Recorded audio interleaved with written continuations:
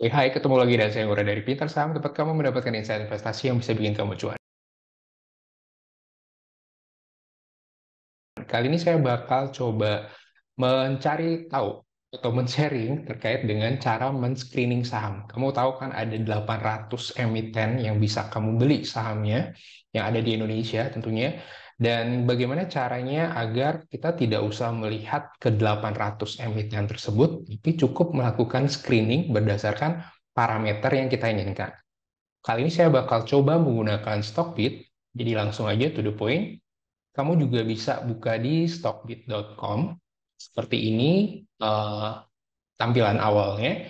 Kamu bisa follow account saya di Mustaka Warman. Caranya adalah pertama klik di bagian screener. Di bagian screenernya, oke, tampilan saya coba langsung create new ya. Jadi buat baru. Jadi ada seperti ini tampilannya. Stock universe-nya juga sebenarnya bisa kamu coba tentukan sendiri ya. Karena ada beberapa investor kan yang lebih suka, oh saya nggak suka ISG secara keseluruhan, saya lebih suka IDX 30 misalnya, atau LQ45 misalnya, atau saya suka yang indeks saham syariah Indonesia misalnya. Itu bisa kamu cek, kamu pilih universe-nya di sini. Ada berbagai macam jenis indeks maupun berdasarkan sektornya. Jadi ada sektor mulai dari keuangan, kesehatan, barang konsumer primer, itu semua ada 11 sektornya. Oke, itu ya. Nah, tapi dalam contoh ini, video kali ini saya bakal mencoba menggunakan IHSG. Jadi udah ke 800-nya coba kita screening. Nah, screening rules-nya, tapi sebenarnya kalau mau bawaan atau default dari Stockbit juga ada, itu kamu tinggal klik di preset screener, itu ada banyak, ada growth screener, size, valuation, volume, dan sebagainya di sini. Nah, misalnya kalau kamu klik di guru screener, itu ada value screener, ada dan sebagainya. Jadi sebenarnya sudah ada yang dibuatkan langsung oleh si Stockbit-nya based on si Kenneth Fisher. Misalnya Kenneth Fisher itu siapa sih? Petrosky itu apa sih? Nah, sebenarnya kamu tinggal lihat, misalnya saya klik Petrosky F-score price to earning, kamu tinggal klik di edit screener-nya, nanti dikasih keterangan atau deskripsinya, apa sih Petrosky F-score price to earning ini. Semuanya kelihatan ya. Nah, cuman kan kita coba yang membuat dari awal versi saya tentunya. Di screening rule awal, saya seperti biasa mencari yang size. Saya ingin tahu market cap-nya. Oke, market cap otomatis. Nah, ini kamu bisa ubah kurang dari, lebih dari, dan sebagainya. Otomatis nol dulu ya. Ini udah pasti punya nilai market cap lah ya. Kemudian ada add a rule, jadi tinggal tambah basic ratio. Jadi selain market cap, saya ingin melihat, oke, pertanyaannya kenapa market cap? Market cap artinya saya ingin tahu size-nya dia. Makin besar artinya dia eh, dihargai pasar itu lebih baik ya, karena kan market cap rumusnya adalah harga saham per lembar dikali jumlah lembar saham yang diterbitkan. Jadi kalau jumlah lembar saham yang diterbitkan banyak tapi harga sahamnya cuma dihargai Rp50 misalnya, maka otomatis market cap-nya rendah, dan itu kurang oke dari sudut pandang long term investor ya. Sekali lagi time frame-nya di sini yang saya buatkan adalah fundamental things, artinya ini kita ngomongin ke depan ya, 1 tahun ke atas lah ya, jadi bukan yang time frame pendek. Kalau time frame pendek maka harus ada technical di sana. Dalam hal ini saya cuman murni benar-benar based on fundamental. Oke, langsung lanjut lagi ke sini, ada market cap, kemudian saya juga memasukkan unsur enterprise value. Enterprise value itu apa? Market cap ditambah dengan cash dikurangi utang. Benar ya? Sorry. Ditambah utang dikurangi cash. Jadi kalau enterprise value-nya lebih rendah dibanding market cap, maka secara no-brainer-nya si emiten tersebut kategori under value karena lebih banyak cash-nya dibanding debt-nya atau utangnya. Ini dua parameter pertama dulu. Kemudian seperti biasa lagi tambahkan basic ratio yang saya ingin adalah dari sisi valuation. Valuation saya bakal mencoba mencari tahu posisi price earning-nya. Nah, ini juga suatu rasio yang paling sering digunakan dalam dunia valuasi dan dalam dunia valuasi khususnya di saham. Saya pakai yang current PE ratio 12 trailing months yang di atas 0 atau positif tentunya. Kalau dia positif artinya kan rumusnya gini, price to earning ratio kan adalah harga saham dibagi dengan earning per share. Jadi kalau dia positif ya otomatis dia statusnya dalam keadaan untung, bukan rugi ya. Jadi pilih yang di atas 0. Kemudian untuk pembanding screening berikutnya saya ingin melihat current PE ratio-nya, valuation-nya dari sisi standar deviasi. Nah, ini kalau kamu sering udah tahu pintar saham, pasti kamu udah tahu berbagai apa cara saya memvaluasi. Biasanya saya ngelihat PE standar deviation band-nya. Kalau kamu tinggal klik itu banyak banget pilihan ya. Tapi kalau untuk standar saya biasanya ambil yang 5 year, jadi 5 tahun ya. Pilih yang mean PE standar deviation 5 year-nya berapa di atas 0 otomatis. Kemudian pilih add row lagi. Selain price earning, kamu juga pasti tahu ada namanya price book value. Saya juga ingin tahu apa memasukkan current price to book value dalam hal screening dan standar deviasinya juga. Jadi tinggal klik PBV standard deviation band, terus pilih yang 5 year juga. Oke, nah jadi ada dua unsur nih yang sudah saya ambil di sini. Pertama dari sisi size, yaitu market cap dan enterprise value. Kemudian dari sisi valuasi, dari sisi price earning maupun price to book value. Oke, kemudian berikutnya saya pingin dari sisi tumbuhan atau dari sisi growth. Karena kan biasanya orang kalau alirannya value investing ya udah value aja dilihat ya. Padahal menurut saya harus ada faktor tumbuhan yang harus kita perhatikan. Karena kalau dia murah terus tapi dia nggak tumbuh-tumbuh kan sayang juga gitu ya. Lebih baik murah, tumbuh dan berkualitas. Nah itu cara saya melihat screeningnya atau menggunakan screeningnya. Untuk pertumbuhan, saya melihatnya dari siapa? Pertama dari sisi income statement, lihat pada bagiannya ini EPS. EPS ya, udah tahu ya, earning per share atau laba bersih per lembar saham. Pilih yang quarter YoY gitu. Bedanya sama banyak, ini kan ada banyak banget pilihan, ini bedanya apa sih? EPS quarter, saya pingin yang tumbuhannya secara year on year. Jadi bukan yang year to date ataupun annual year on year. Ya, nanti saya coba kasih tahu penjelasan yang bedanya apa sih. Quarter year-over-year growth, otomatis saya pingin yang di atas 0 juga. Artinya dia bertumbuh dibandingkan kuartal tahun sebelumnya. Jadi misalnya sekarang kan bulan Juni ya, pada saat video ini dibuat kan tanggal 29 Juni. Ketika kan kuartal 2 nih, tapi kan laporan-laporan kuartal 2 belum ada. Sehingga based on kuartal 1 dong yang terupdate. Kuartal 1 2023 saya ingin bertumbuh dibandingkan kuartal 1 2022. Itu maksudnya ya, DPS quarter year-over-year growth. Jadi bandingin Q1 dengan Q1 tahun sebelumnya, bukan Q1 dengan Q4 atau Q4 dan Q3. Ya, bukan seperti itu, tapi lebih ke year-over-year-nya. Kemudian itu dari sisi pertumbuhan kita dapat di sini. Dari sisi yang lain, saya mau melihat keamanan, artinya dia memiliki rasio keuangan yang kategori oke, berkualitas, maka saya ngelihat dari sisi profitability. Beberapa sumber yang saya baca mungkin dia bakal concern lebih ke gross profit, tapi saya ingin cari aman, saya ingin lihat net profit margin. Meskipun memang net profit margin ini justru ketika ada suatu perusahaan yang dia berhasil mendapatkan laba bukan dari operasional, maka net profit marginnya yang akan kelihatan gede, sedangkan gross profitnya bakal kelihatan rendah. Tapi saya ingin lihat net profit margin dulu deh ya. Makanya saya pilih yang 12 trailing months juga otomatis di atas 0 ya. Itu dari sisi margin, kemudian net profit margin selanjutnya untuk manajemen effectiveness saya biasanya pakai return on equity.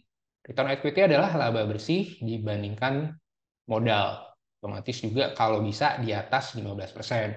Cuma dalam ini saya ingin melihat yang positif aja dulu, yang itu ROE. Kemudian untuk lebih dari sisi solvabilitas atau dari sisi resiko, saya ngelihatnya dari yang namanya debt to equity ratio. Jadi saya ingin tahu ini dia banyak utang apa enggak sih? Karena kalau bertumbuh terus tapi utangnya gede kan agak-agak tuh. Nah, jadi kita coba lihat dari sisi utangnya kira-kira banyak apa enggak atau tergolong berlebihan atau wajar-wajar aja. Nah, untuk utang sendiri itu ada di balance sheet ya, total debt, debt to equity ratio-nya.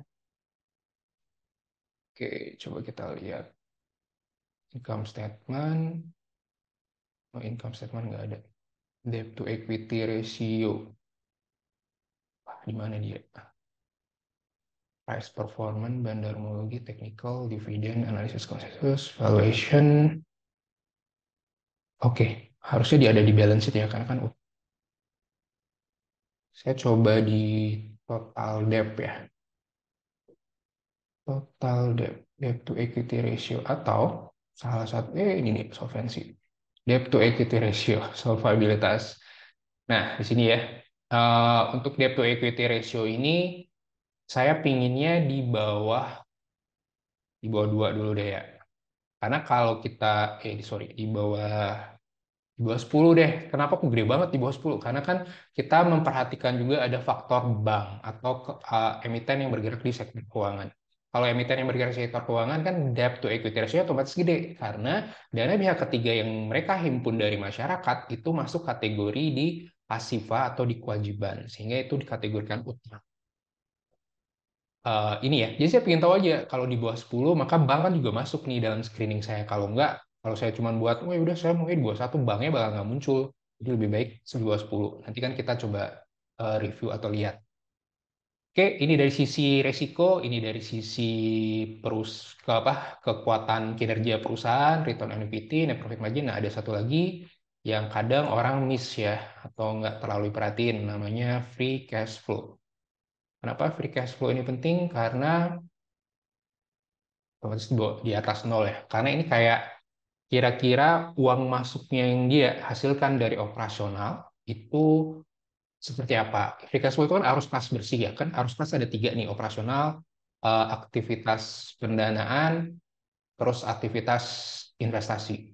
Jadi saya pingin free cash flow-nya positif deh, 12 trailing months ya, artinya 12 bulan ke belakang, bukan di annualize. Oke, seperti ini aja, return equity, net profit margin. Jadi udah lengkap ya, based on size, terus ada faktor valuasi, kemudian have growth, terus dari sisi rasio keuangan, dan ada free cash flow-nya. Dan untuk menambah eh, lebih banyak nama juga screening kan kita harus parameternya ya suka-suka kita kan ya. Tapi kan yang penting kita paham dasarnya atau kira-kira mau ngapain sih ya. Makanya saya pakai price juga gitu ya. Kenapa saya ingin tahu harga sahamnya? Karena kalau harga sahamnya di bawah 100 rupiah, oke langsung aja ya kali ya. Saya kurang ya. Jadi saya biasanya nggak mau belum mau masuk ke saham yang harganya di bawah 100 rupiah per lembar. Itu dari sisi price dan terakhir dari sisi kinerjanya, price performance. Kenapa? Karena saya ingin tahu kalau ada perusahaan yang kinerjanya bagus tapi harga sahamnya malah turun, ya justru peluang kan. Makanya saya biasanya ngelihat dari sisi year to date price return. Year to date price return-nya, oke ini nanti aja deh, karena nanti dia bakal kelihatan screening dulu. Jadi tinggal klik screen. Hasilnya seperti ini, ada 145 saham yang kepilih. Jadi dari 800 tadi, kita udah bisa saring menjadi 145.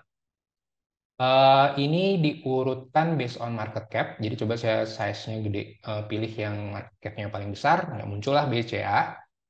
BCA, Enterprise Value sekian, current PE, ya standar deviasi, PBV, dan sebagainya. Ini udah kamu bisa lihat sendiri. Dan biasanya saya tambah lagi add financial column-nya dari baru di sini. Nah, sehingga mereka langsung muncul tanpa perlu yang namanya, wah error nih ya. Coba kita lihat. Nah, ini tampilannya kali ya. Nah, oke. Langsung kelihatan ya. Jadi kalau seperti ini, kita tahu, oh ternyata si BCA cuman baru tumbuh 7% di sejak setengah tahun pertama ini, setengah tahun di 2023 ini. Dan padahal kalau kita lihat kinerja dia growth 42%, ya memang sih Q1 doang sebagainya. Nah, oke, sekarang keputusannya seperti apa nih kalau seperti ini? Biasanya saya lihat market cap. Kalau market cap kan biasanya ya udah blue chip pasti kelihatan kan. Kita kan pingin biasanya kita nyari screen itu kan biasanya nyari yang berlian gitu ya. Maksudnya yang hidden gem yang lagi belum kelihatan. Sehingga saya biasanya cek di growth-nya dulu. Ini dia. Saya lihat growth-nya yang paling tinggi siapa. Nah, muncullah nama-nama yang kadang ini apaan sih, emiten apa kan gitu ya. Oke, misalnya kita cek Amin ya. Oke, growth-nya gede banget, luar biasa. Terus price earning-nya 10. deviasinya 26, artinya murah. Price book value-nya 0,79, deviasinya 1,52, murah juga dong artinya. Market cap sama enterprise value besaran enterprise value, jadi belum oke. Based on size doang, market cap sama enterprise value. Kemudian net profit marginnya kok cuma 5%, nggak oke dong. Ya, obligasi FR aja bisa dapat 6% sekian, masa net profit margin perusahaan 5% kan gitu, logika sederhananya. Kemudian return on equity-nya 7,82, kurang oke juga kan ya. Debt to equity ratio ya oke, masih di bawah 1, free cash flow positif, price sekian, year to date juga udah naik 10. Cuman yang kurang signifikan di bagian sini, sehingga biasanya saya skip dulu kalau kayak gini. Pun growth-nya luar biasa, tapi biasanya saya juga cek juga, ini bisa growth kayak gitu. Kemudian saya klik si datanya dia, saya klik di key statistiknya. Oh iya, ini yang bikin dia gede ya ini. Q1-nya ini, Q1 tahun lalu cuman segini. Gitu. Oke, tapi net profit marginnya rendah, sayang sekali ya. Dan dia itu, oke, berarti ini saya skip dulu. Amin nggak cocok. Rob juga. Nah, seperti ini ya teman-teman ya. Kamu bisa lihat ini cara saya melakukan screening. Jadi langsung ketahuan ini growth-nya oke banget. Terus, ya udah deh, coba jangan based on growth, tapi coba based on net profit margin. Nah, muncullah seperti ini. Kalau kayak gini, oke, dia ini lagi, coba kecilin lagi. Nah, oke, tidak terlihat lagi, kecilin lagi. Nah, ternyata nggak cukup. Oke, di sini terlihat ada net profit marginnya hingga 150%. Nah, dari sini aja udah nggak masuk akal ya. Net profit margin kan rumusnya adalah laba bersih dibagi pendapatan. Jadi kalau dia lebih besar laba bersihnya dibanding pendapatan, ya aneh banget dong, datangnya dari mana? Tapi kan ada yang berasal bukan dari kegiatan operasionalnya dia, entah itu jual aset atau apa. Sehingga ini langsung di skip, langsung dicoret. Gitu ya. Kemudian sisanya, wah ini gede banget, 63% si uang. Di based on price earning, oke. Based on price book value, oke. Growth-nya juga luar biasa. Debt-nya, tapi harga saya turun. Oke, coba kita lihat klik uang. Tapi ingat ya, penyebutan nama dan sebagainya ini bukan untuk rekomendasi buy and sell, ini lebih kayak meng-sharing aja bahwa inilah cara saya melakukan screening saham. Oke, di sini kelihatan ini gede banget, 264. Dasarnya apa? Biasanya saya ngelihat net profit marginnya gede. Return, return equity gede banget. Oke, kalau yang terlalu besar itu juga kadang agak perlu diperhatikan lagi ya. Kok bisa gede itu? Emang dulu-dulu ngapain kan gitu ya? Karena idealnya perusahaan itu tidaklah terlalu signifikan dia naiknya dalam tiap kuartal. Artinya kalau perusahaan yang bagus itu dia steady growth itu oke, steady itu tumbuhnya itu berkelanjutan dan stabil gitu ya. Dan sehingga kita bisa nebak kalau dia tumbuh 15 sampai 20 itu wajar, tapi kalau udah tumbuh sampai 1000%, 2000% itu kayak question mark banget, ini ada apa, ngapain dia bisa tumbuh seperti itu. Ini kita harus cek lagi. Biasanya saya cek di report, terus pilih di ada banyak pilihan. Nah, di sini kayak penyampaian materi public expose, tinggal diklik-klik aja ya. Nanti kelihatan sebenarnya PT Pakuan ini ngapain gitu ya. Ya mungkin kita skip aja ya, karena kan kita nggak bahas emiten saat ini, kita lebih bahas screeningnya. Cuman intinya meskipun dia muncul di screening ya nomor satu misalnya ya jangan langsung dihajar aja, ya udah gue langsung beli pol, ya udah gue beli uang, nggak gitu juga. Harusnya dicek lagi. Ini screening kan kayak membantu kita sehingga kita nggak terlalu harus ngecek 800 saham, tapi ya udah kecek aja 145 based on apa yang kita pin prioritaskan. Misalnya tadi kan saya prioritaskan, oh udah saya pingin profit margin yang gede, muncullah nama-nama ini. Cuman kalau kita lihat kan nama-nama ini yang paling terkenal ya BCA doang ya. BCA emang profit marginnya gede, sehingga no brainer menurut saya. Sedangkan kita pingin based on apa lagi? Misalnya based on growth tadi muncul nama-nama yang asing juga, kecuali ya mungkin TCID, Tugu. Ya Tugu pun ya kalau kamu cek kan sebenarnya bukan dari operasionalnya murni, tapi ada penghasilan di luar itu di kuartal 1 kemarin. Ya, seperti ini ya. Ini cara saya melakukan screening. Sebenarnya ada berbagai macam jenis screening, atau yang gratisan juga ada. Kamu juga bisa mencoba yang namanya FT Equity Screener atau Financial Times. FT Equity Screener. Nah, seperti ini. Tinggal diklik. Ini dia. Tinggal klik Global Equity Screener seperti ini. Atau saya juga sebelumnya sempat buat screening menggunakan Simply Wall Street. Itu juga bisa kamu cek di video saya sebelum-sebelumnya. Kalau di FT Equity Research itu seperti ini dia. Tampilannya kamu tinggal pilih negaranya di mana, pilih Asia Pasifik, Indonesia. Nah, langsung kelihatan nih ada 860 emiten di eh, Indonesia. Kemudian sektor dan industrinya ada tinggal pilih juga, saya anggap semua dulu ya. Kemudian ada equity atributnya. Nah, equity atributnya sebenarnya kamu bisa setting di sini antara market cap dan sebagainya.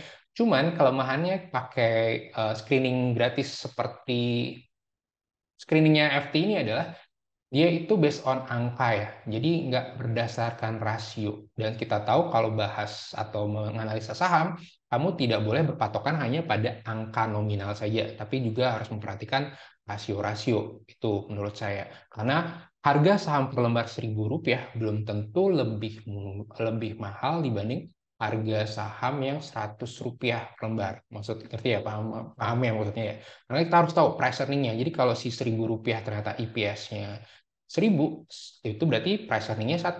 Tapi kalau si harga saham 100, EPS-nya itu cuma 1, maka price earning-nya 100. Nah, itu mahal banget.